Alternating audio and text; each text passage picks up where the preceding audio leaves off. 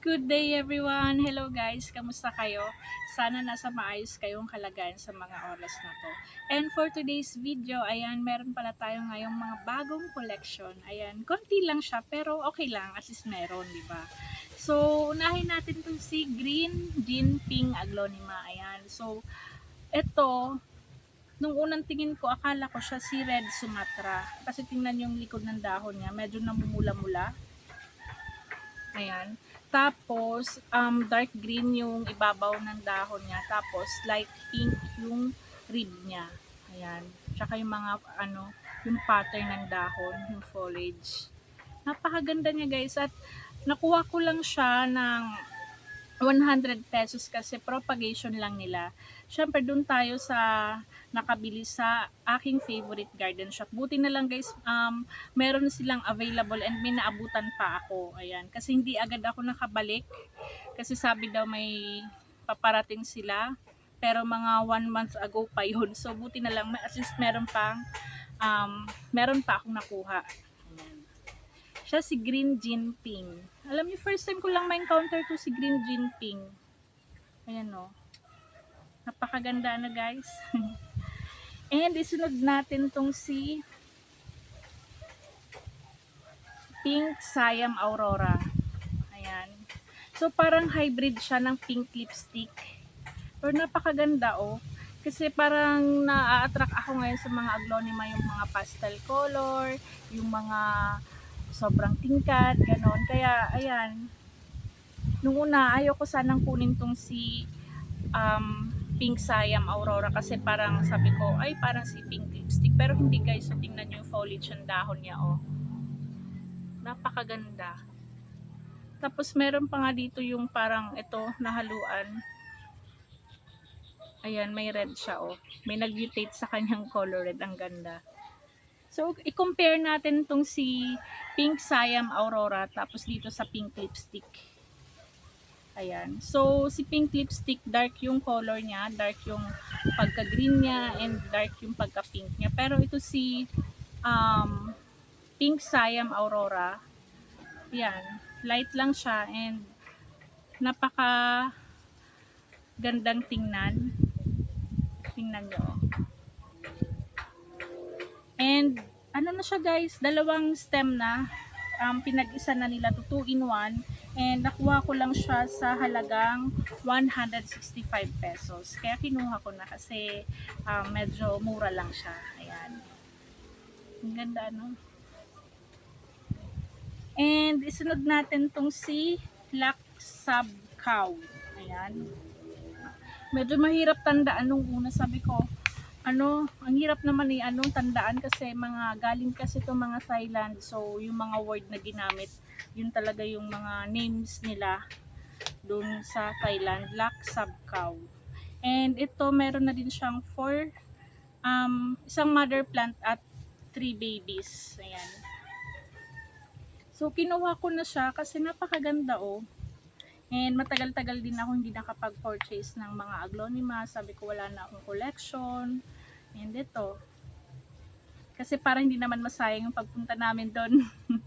Ayan. And nakuha ko pala siya guys ng, magkano ba to?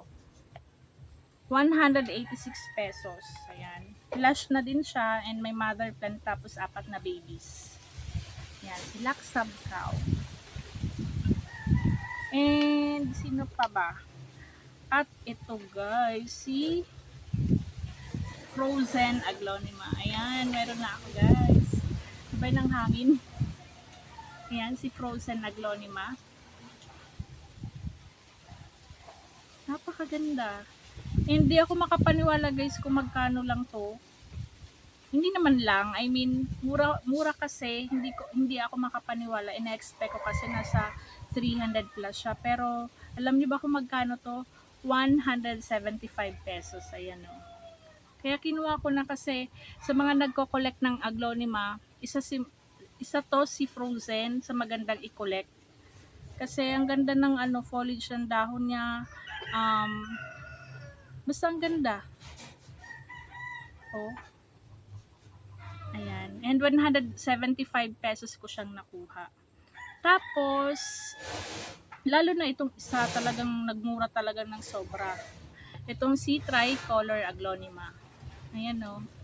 Oo guys, meron na akong tricolor pero pagpunta ko kasi doon, ang bili ko is 515 pesos pa. And ngayon, hulaan nyo kung magkano na lang to. Kaya kinuha ko na. Sabi ko, ba't hindi ko na sayang ka ko, hindi ko naabutan. I mean, hindi, syempre di naman natin alam kung magma-markdown sila or magma-mark up. Ito, 280 pesos. Ayan, meron pang ang price, so. So, kinuha ko na guys para may dalawa na akong tricolor. Kasi kung di ba last time, mga 3 years ago, nung talagang pandemic days and talagang, ito isa si tricolor, ang mga nag-trending sa mga live selling kasi ang mahal nito. Kung siguro mga, hindi ko maalala yung price pero talagang mahal pa tong si Tricolor Aglonema. Pero ngayon, 280 pesos na lang siya. Oh. Kaya yung mga pricey, sabi ko nga, yung mga pricing Aglonema, maghintay na lang tayo. Yung mga nagtitrending ngayon, yung mga latest. Katulad natin na medyo hindi natin kaya, na hindi pa natin afford. Ito, yung mga lumang varieties muna tayo. Ayan. And pinakahuli, itong si Pink Suksum Aglonema. Alam niyo ba guys, iniisip ko pala, sabi ko, parang gusto ko magkaroon si Frozen, si Pink Suksum kasi nakikita ko sa mga napapanood ko, napakaganda ni Pink Suksum oh. Tapos napaka-perfect nung nakuha ko, walang damage na dahon. Ayan. Si Pink Suksum nakuha ko siya ng 199 pesos. Ayan. Napakaganda. Kasi meron na ako may pink varieties na din ako. Sabi ko, ayoko sanang kumuha ng pink and red kasi meron na nga, halos meron na din akong pink and red. Pero kakaiba kasi si Pink Suksum, parang hindi ka mapahindi pag nakita mo siya.